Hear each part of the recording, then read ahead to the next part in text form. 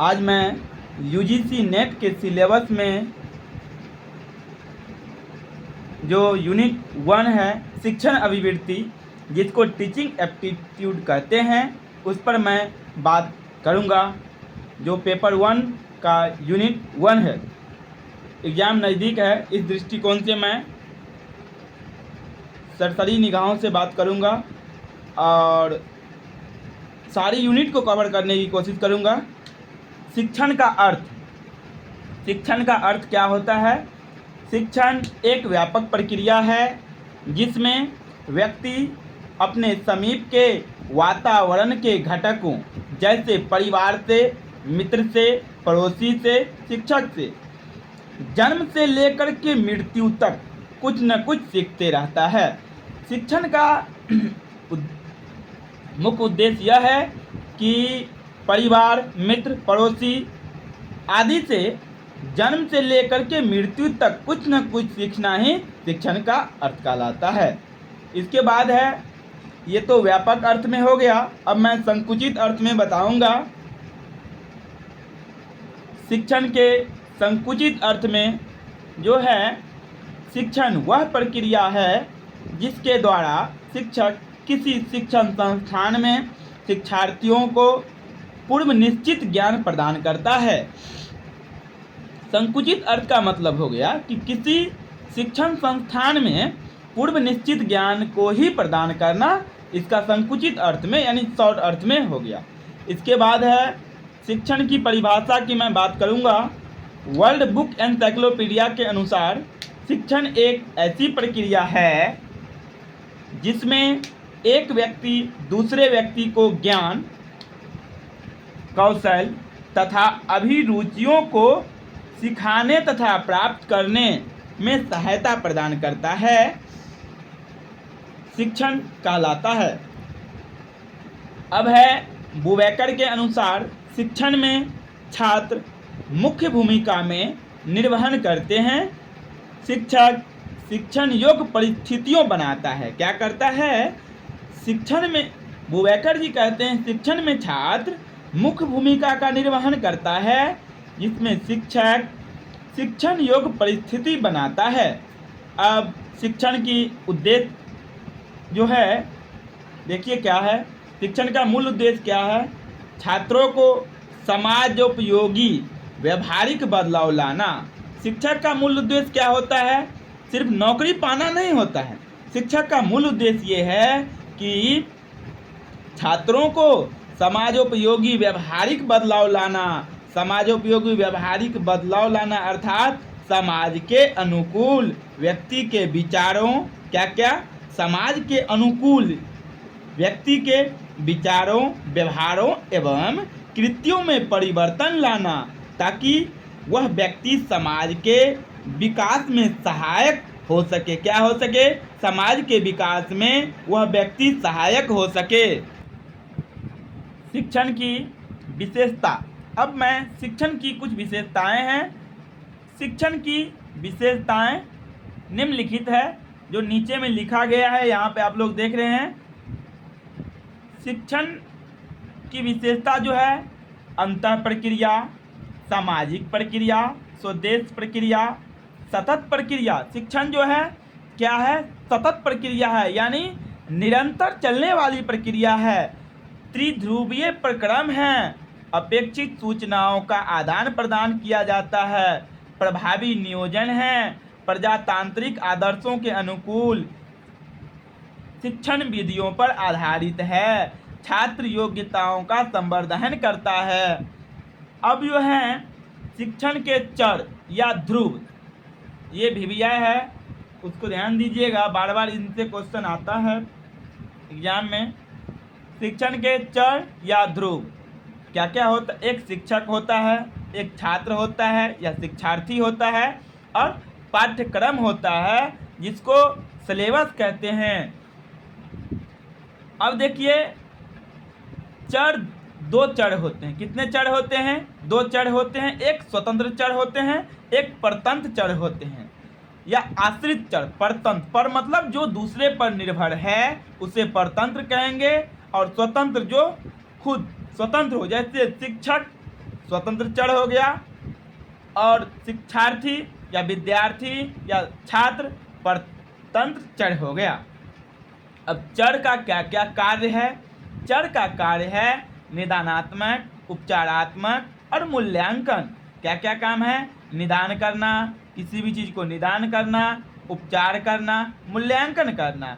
इसका मतलब ये है कि अब कोई डॉक्टर है, कोई बीमारी है, उसका क्या करेगा? निदान करने के लिए पहले निदान करेगा, फिर उपचार करेगा, फिर उसको देखेगा 4-5 दिन में बुला के या 10 दिन में कि पेशेंट की क्या स्थिति है। उसी तरह से शिक्षक भी क्या करता है? पहले निदान, उपचारात्मक, मूल्यांकन करता है। अब देखिए, शिक्षार्थी, अध्येता, छात्र, विद्यार्थी, कुछ भी कह लीजिए।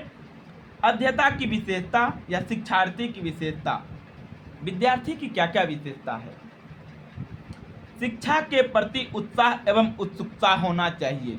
क्या होना चाहिए? शिक्षा के प्रति विद्यार्थी को उत्साह होना चाहिए या उत्सुकता होना चाहिए। धैर्य एवं सहनशील होना चाहिए। विद्यार्थी को क्या होना चाहिए? धैर्यवान होना चाहिए एवं सहनशीलता होना चाहिए। पूर्वाग्रह मुक्त होना चाहिए। क्या होना चाहिए? विद्यार्थी को पूर्वाग्रह मुक्त होना चाहिए। अब किसी इसका मतलब हुआ कि कोई विद्यार्थी पहले कमजोर है, अब वो पूर्वाग्रह से ग्रसित है कि मैं तो कमजोर हूँ। नहीं, स्टूडेंट यानी विद्यार्थी, अध्येता को कहा जा रहा है कि पूर्वाग्रह से मुक्त होना चाहिए।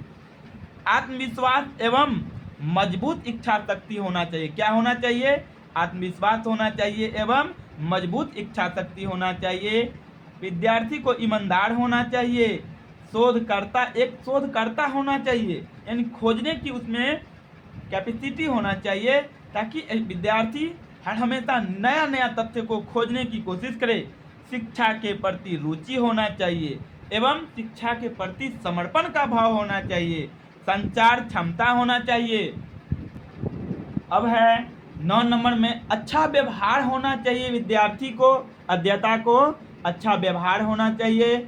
वह सुनिश्चित करना कि उसके पाठ को पूर्णतः समझ लिया है, ये भी होना चाहिए। अब देखिए, शिक्षण को प्रभावित करने वाले कारक क्या क्या होते हैं?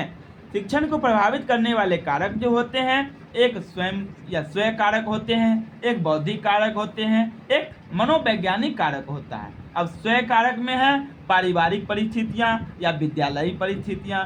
अब देखिए, स्वयं कारक में पारिवारिक, अब कोई शिक्षक है, उनको परिवार में अगर कुछ हो गया, अपने पत्नी के साथ झगड़ा हो गया, कुछ हो गया, ये पारिवारिक कारण हो गया, पारिवारिक उलझन हो गया, किसी का तबीयत खराब हो गया, तो अब एक शिक्षक को दिमाग में चलेगा हमेशा कि हमारे घर पे ये हुआ है। अब उस कारण तो अच्छा तो नहीं पढ़ा पाएगा। दूसरा है विद्यालयी परिस्थितियाँ। अगर एक शिक्षक को अपने प्रिंसिपल महोदय से नहीं बनता पड़ता है, ये भी हो सकता है, ये भी उसको बार बार दिमाग को तनाव में ला सकता है, इसीलिए स्वयं कारक हो गया।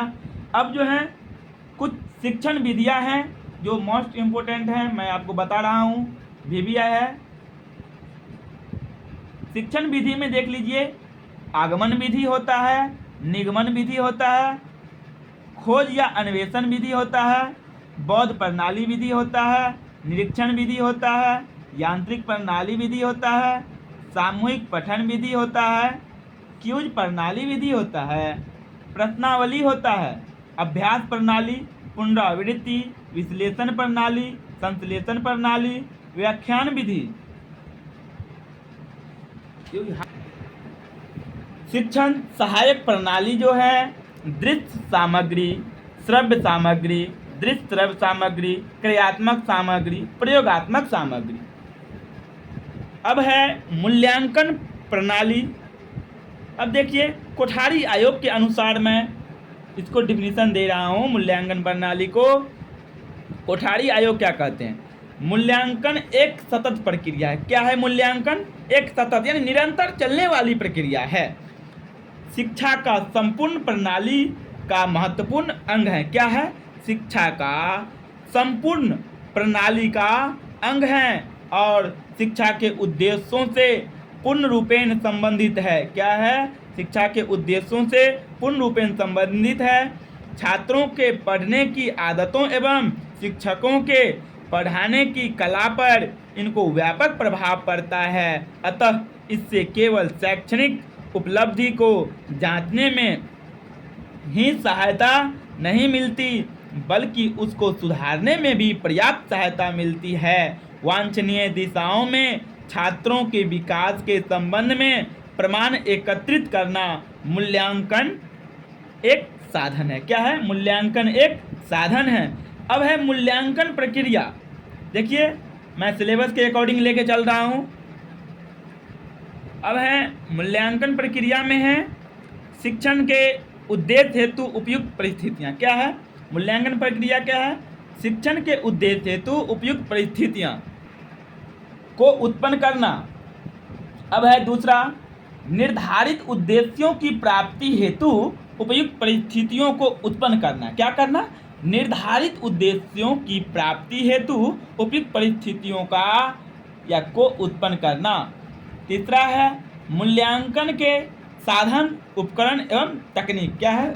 मूल्यांकन के साधन होना चाहिए, तकनीक होना चाहिए, उपकरण होना चाहिए। अब मूल्यांकन युक्तियां हैं। क्या है? मूल्यांकन युक्तियां हैं। जितना सिलेबस में दिया गया है, मैं सिलेबस के अकॉर्डिंग ही चल रहा हूँ, सिलेबस के अनुसार ही चल रहा हूँ। मूल्यांकन युक्तियां हैं निरीक्षण, परीक्षण, प्रधान। क्या है? एक निरीक्षण है, एक परीक्षण प्रधान है।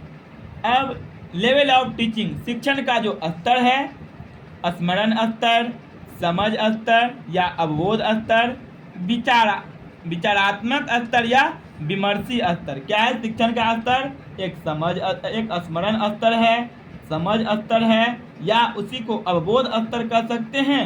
तीसरा विचारात्मक स्तर या विमर्शी स्तर। ये जो है ये टीचर हो गया, ये टीचर हो गया, और ये लर्नर या स्टूडेंट। ठीक, अब इन दोनों को मूल्यांकन करेगा। ठीक।